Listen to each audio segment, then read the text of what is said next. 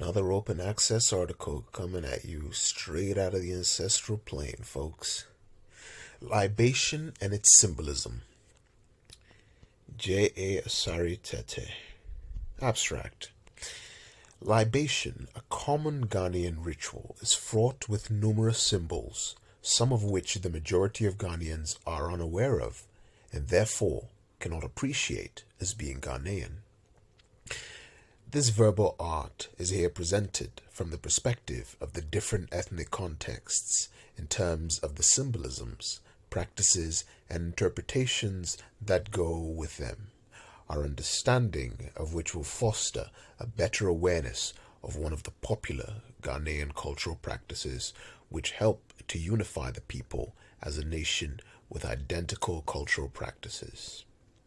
Introduction. Libation, a form of supplication, is carried out simultaneously with the pouring of liquor in small quantities as invocation is recited, while the audience, by listening, partake in the ritual. Reverend Asante Antwi, in his book Faith in Life Situations, defined libation as a cultic act in which participants, priests, an auxiliary priest, or an elder, and those present and absent address themselves to supernatural being through the utterances of prayers accompanied by the pouring of food or liquor or drink on the earth as offering. Through this ritual, a communication channel is established to link the people and God, ancestors, gods, and goddesses. The supplicants, who are the living, petition the spiritual overlords to grant their wishes or intercede on their behalf, depending on the nature of the petition. This form of ritual compares with the presentation of drinks to a monarch in the anticipation of a favor. Aside of creating a communication link with the spiritual overlords, the supplicants strengthen the bond of friendship that links them with the spirits, culminating in an intimate acquaintanceship. The warmth of this friendship is almost always implicit in the language of libation, which is direct, personal, intimate, and frank, similar to the part of one participant in a dialogue between two associates who share each other's concerns. Viewed from another perspective, libation is seen as a one-way banter in which only the living participate. The other party, the spiritual overlords, remain inactive and latent due to the invisibility and status as spirits. The adherents of this ritual have the conviction that the spiritual overlords, as well as the living, are equally active partners in the ritual, and that the participation of the spiritual overlords may be felt only by those who are spiritually in tune. Therefore, libation is an activity in which officiants or actors and believing participants play their parts actively and with conviction and sincerity. Every libation is directed to a particular spirit personally or to specific spirits. During each libation process, the circumstances of the issue calling for libation is frankly presented to the spiritual overlords, who the living acknowledge to be capable of dealing with their problems and therefore aware of everything leading to the need for libation. It follows that any action of deceit, dishonesty, and faithlessness on the part of the petitioners during such contact is tantamount to deceit and gross disrespect for one's benefactors, and therefore promptly provoke their cold shoulder, sanction, and anger. In these circumstances, libation advocates believe the spiritual overlords to be omnipotent, just, and friendly spirits who must be accorded the respect and approached cautiously in order to gross the maximum benefits to be gained through libation. Libation methodology differs from among many ethnic groups in the country. These differences, which are to be observed in the performance of this ritual, stem from the symbolisms the different ethnic groups seek to portray, which are firmly based on their beliefs and philosophies. These symbolisms reveal an in-depth philosophy of life.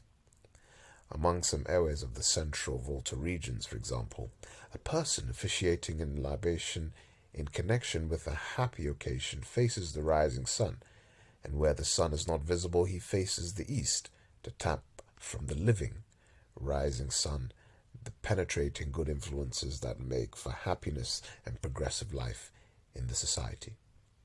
Among the Ashantis, the libation celebrant may face any direction in performing the ritual. His only concern is to forestall the possibility of his own shadow being cast on the spot of libation, which is regarded as evil and must be avoided by all means. The circumvention of this rule may force him to face the sun or the east. Thus, his intentions of doing so are different from that of the central Volta region. Despite these divergent approaches to the same goal, there are common areas in the libation process that constitute it into a national practice, the identification and assimilation of which will provide the desired appreciation from the citizens. It is also necessary for us as Ghanaians to identify and understand all the various symbolisms for the sake of mutual understanding of each ethnic group's viewpoint on libation issues, and therefore appreciating the culture of libation among many ethnic groups in the country. Approach to libation. Occasions for libation during gatherings are generally two, namely happy and sad moments, including moments of crisis. These two occasions require two distinct approaches in the matter of the liquor used among ethnic groups. To explain this further, generally, good drinks are the libation liquor provided on happy occasions, and bad drinks are those presented for libation during sad moments and at other times when there is crisis. Although these two occasions are common to people of the different ethnic groups in Ghana, some other groups do not label their drinks for libation as such, while the Ashantis, the Kasananankanis, and many other ethnic groups do not draw any line of distinction between the somber and joyous aspects of life during libation. Others, like the Nkonyas and the people of Peki, traditional area, do as mentioned earlier. To further emphasize the significance of bad drinks, to connote that which is evil, sinister, the left hand is employed in the disposal of some of the reserved liquor for final libation rites known as Epo among Akans, Ahagom among the Ewes, and Sekuri among the Kasananankanis. For good drinks, the right hand is used. Strong liquor is preferred to other drinks for libation. Nonetheless, non-alcoholic drinks, even ordinary water, is occasionally used for lack of requisite liquor or for its propriety in particular circumstances. Ordinary water, when used for libation, suggests that the envisaged spirits are either teetotalers, or that the spirits require calming down from anger against some offending individuals, as the Ewes think. At other times, strong liquor is used as a tonic to excite the spirits against those the society thinks need to be punished. It is often bluntly spelled out in the libation oration that the drinks should rouse the spirits into action against the offenders. This is also practiced by most Akan groups, including Fantis, the Walas of Upper West, and many other ethnic groups. Libation officiants are chosen from the personages such as linguists, chiefs, and clan heads, and the elderly in society during official gathering, such as performances in the chief's house, family gathering, and state durbars, and election and selection is considered a privilege reserved almost always for these selected few. The selection is based on a number of conditions such as one's position in the society, age, and knowledge of traditional usages. Therefore, in choosing someone to perform this rite, the position of the linguist overrides that of any other person, and his presence automatically precludes any other choice. At a meeting of ordinary clansmen excluding the chief and his linguist, the clan head qualifies to perform the libation ritual. At other gatherings, when it becomes incumbent upon the group to entreat someone to make a libation, age and knowledge of cultural traditions become the yardstick for the choice.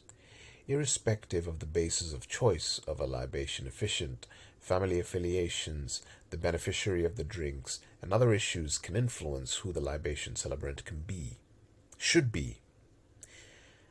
At other occasions, out of official circles, anybody can perform the rite irrespective of the above considerations.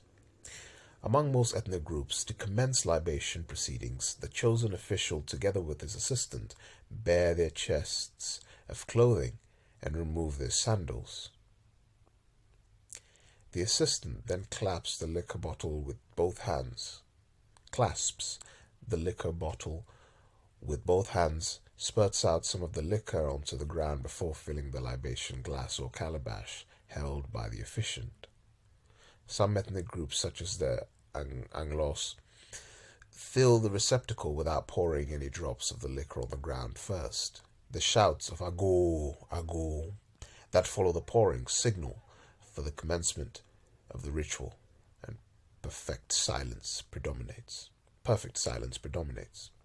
Almost always, and among most ethnic groups, including the Frafras and the Kasena Nankanis of Upper West region, God is invoked first as the supreme deity, Lord of creation and sustainer of life, who is above all things. Then follow the ancestors and gods, depending on the importance the people attach to the spiritual overlord concerned. In invoking the ancestors, the most recent dead is mentioned first and charged with the responsibility of transmitting the libation message across to the other ancestors of earlier generations. This may not be true of all ethnic groups.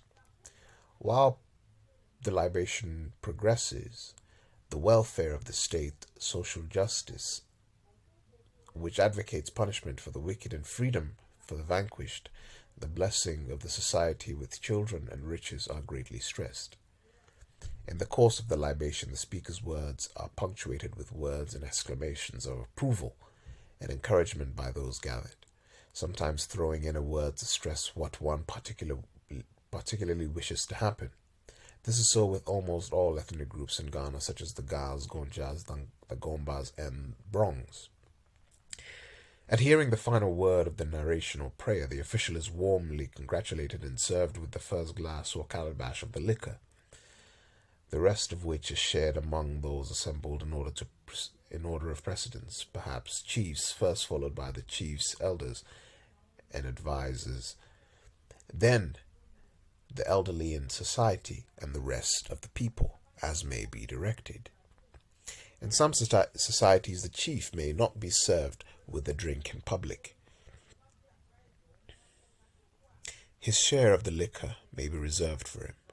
As a gesture of esteem or favor, the chief or an elder may invite one of the gathering to share his drink. Out of courtesy, the invited person must lower his cloth to waist level and remove one or both of his sandals, squat, and with both hands receive the drink. It is important to take sips intermittently and look up to your benefactor for further encouragement. The chief or elder, on his part, will bid the recipient to take more of the drink, or it should be politely returned with gratitude. It is not courteous to refuse such an offer. Among some Ewe communities, especially the Anglos, before handing over a drink to a chief, the server must taste it to find out if the liquor is wholesome and that it is not poisoned. It is equally important to compensate the provider of the libation liquor with a glass or calabash of the drink immediately after the celebrant has been served. Tradition also demands that a little of any liquor being served be reserved. This reserved drink, referred to as aha gome in Ewe, or a puo in Akan or Sekuri in Kasena Nankani, is declared to the gathering to announce the conclusion of the ceremony. This may be used by the libation official in concluding, or sometimes he asks that it be drunk by some chosen person. After the concluding rite or drinking of their puo, the end of the ceremony is announced and the donor of the drink thanked by the assembly. Individuals, after consuming their drinks served them, dispose of the little left in their glass or their puo too. For some, the patterns formed as a result of the coming into contact of the liquid with the ground provides a sign of augury, calling for interpretation or explanation of what the libation pattern means in the light of the purpose of the libation. Discussion. A number of symbols associated with libation have been mentioned in passing without going into details. The first of these is the rising sun, often substituted with the east, the source of the rising sun. This rising sun is synonymous with birth, regeneration, and vitality. Among the Nkonyas, in some areas of the Middle Volta region, the waxing sun or the east, is believed to radiate forces through its rays, which regenerate, invigorate, and impregnate other forces, giving birth to positive influences that finally create chains of reactions similar to the auspicious event which provided occasion for the libation. Therefore, after the libation, following the birth of a baby, more births follow in reaction to the libation, it is believed. Directly opposite to the desirable things of life symbolized in the libation by the rising sun are the undesirable and adverse events that mar the pleasantness of life, which through libation we seek to control and metamorphose into pleasant events for the enjoyment and continuity of our societies. The west, or the setting sun, which is symbolic of death and decay, requiring the transformation through purification or change, just as the setting sun dies daily and comes up the next morning and is transformed into bright sunlight emitting power. So through the process of death and resurrection as symbolized in the setting and rising sun, the undesirable things and events of life are transformed into desirable and pleasurable events through the ritual of libation. Death, for example, being an undesirable event of life, is compensated for by births. Illness brings health, and mishap generates events of joy. To further help expedite this circle of metamorphosis through libation, the apuo or ahagome is disposed of among the Nkonyas and some areas in the middle of the Volta region, with the right hand for the good drinks and the left hand for the bad drinks, especially in funeral libations. The reasons are not far-fetched. According to Reverend Akwasi Sapong, the Ghanaian associates uncleanness and decay with the left hand and uses the left often when unclean jobs must be undertaken. Using the left to dispose of the poor therefore shows in clear terms the people's abhorrence and unwillingness to promote the continuity of those undesirable events. Contrary to the above, events of joy must be encouraged and multiplied by using the right hand that symbolizes that which is good in continuity.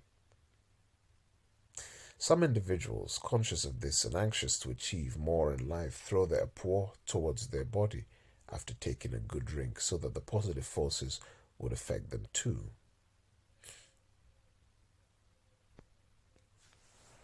As to why, after opening any drink meant for libation, some amount is generously poured onto the ground, it is that everything we have or live on comes from the earth, asasiya, and that Whether we live or die, we depend on the earth, and this is done as a gesture of gratefulness.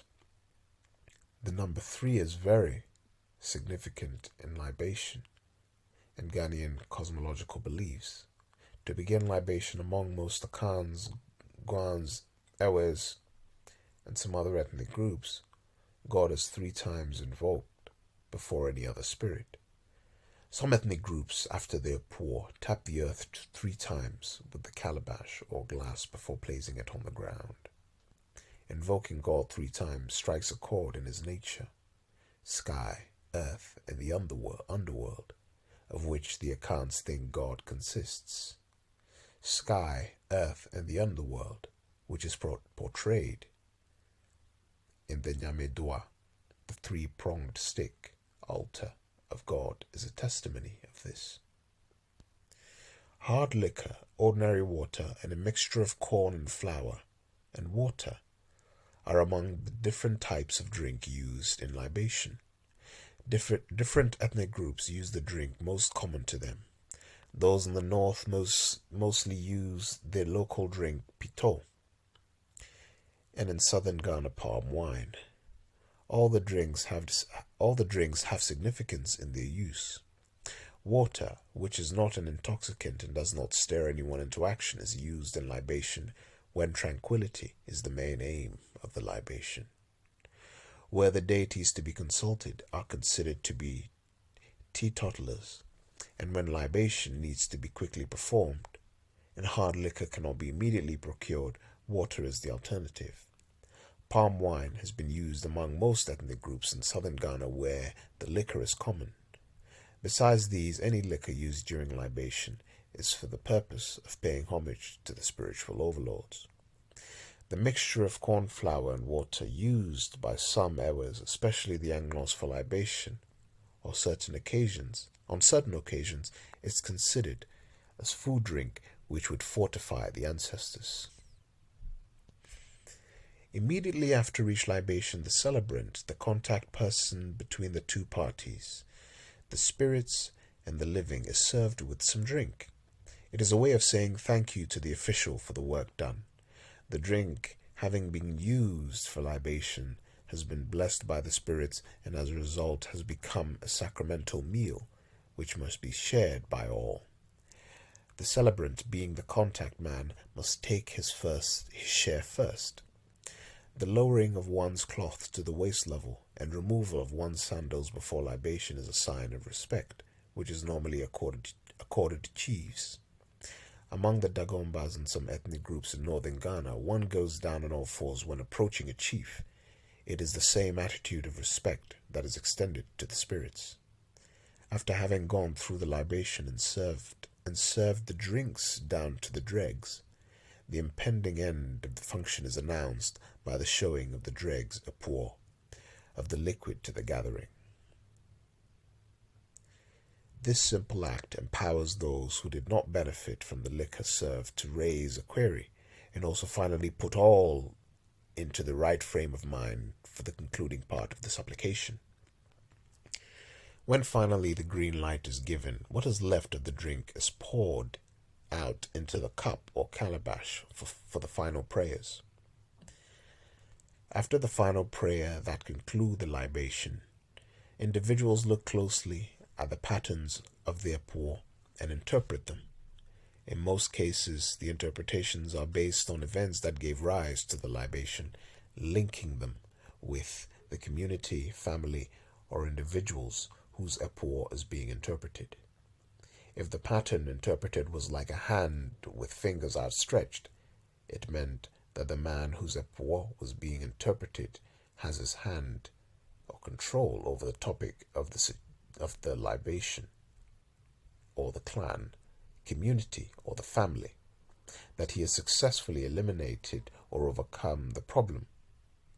Another design, which was also interpreted, looked like a tree with many branches.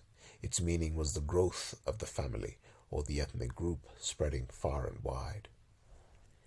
It is only after a grasp and an appreciation of the process, imagery, and meanings of the symbolisms as contained in libation that one will be in a position to fully understand this verbal art. its spiritual significance, and the drama that accompanies the words of the libation.